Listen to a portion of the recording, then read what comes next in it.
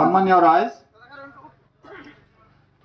ইতিমধ্যে ঢিঙত সংঘটিত হোৱা মৰ্মান্তিক ঘটনাৰ বিষয়ে আমি জানিব পাৰিছো আৰু এইটো আমি জানিব পাৰিছো যে এই ঘটনাৰ লগত জড়িত মূল অভিযুক্ত তফাজুল ইছলাম ইতিমধ্যে তেওঁৰ মৃত্যু হৈছে আৰু তেওঁৰ জানাজাত আমি অংশগ্ৰহণ নকৰো বুলি ইতিমধ্যে আমি সামাজিকভাৱে প্ৰস্তাৱ গ্ৰহণ কৰিছো।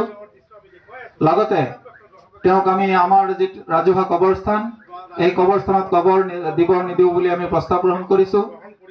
ইয়াৰ লগতে তেওঁৰ ঘৰখনক আমি সামাজিকভাৱে বহিষ্কাৰ কৰিছো আৰু আমি যিসকল ব্যক্তিয়ে প্ৰস্তাৱৰ বিষয়ে ইতিমধ্যে অৱগত নহয় তেওঁলোকক আমি অনুৰোধ জনাইছো যাতে প্ৰস্তাৱটো তেওঁলোকে গ্ৰহণ কৰে আৰু তেওঁলোকে যাতে এই কামখিনিত সহযোগিতা নকৰে।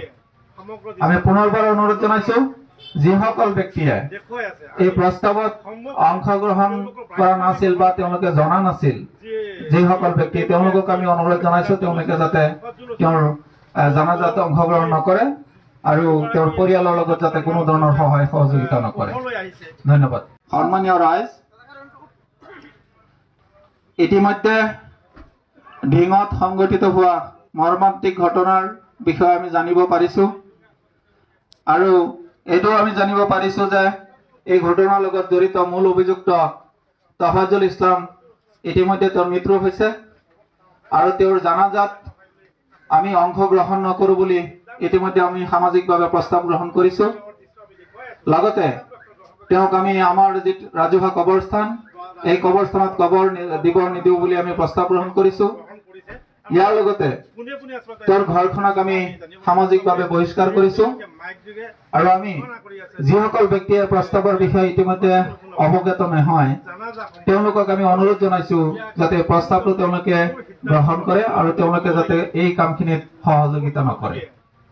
আমি পুনৰবাৰ অনুৰোধ জনাইছো যিসকল ব্যক্তিয়ে এই প্ৰস্তাৱত অংশগ্ৰহণ কৰা নাছিল বা তেওঁলোকে জনা নাছিল যিসকল ব্যক্তি তেওঁলোকক আমি অনুৰোধ জনাইছো তেওঁলোকে যাতে তেওঁৰ জানাজাত অংশগ্ৰহণ নকৰে আৰু তেওঁৰ পৰিয়ালৰ লগত যাতে কোনো ধৰণৰ সহায় সহযোগিতা নকৰে। ধন্যবাদ। সম্মানীয় ৰাইজ,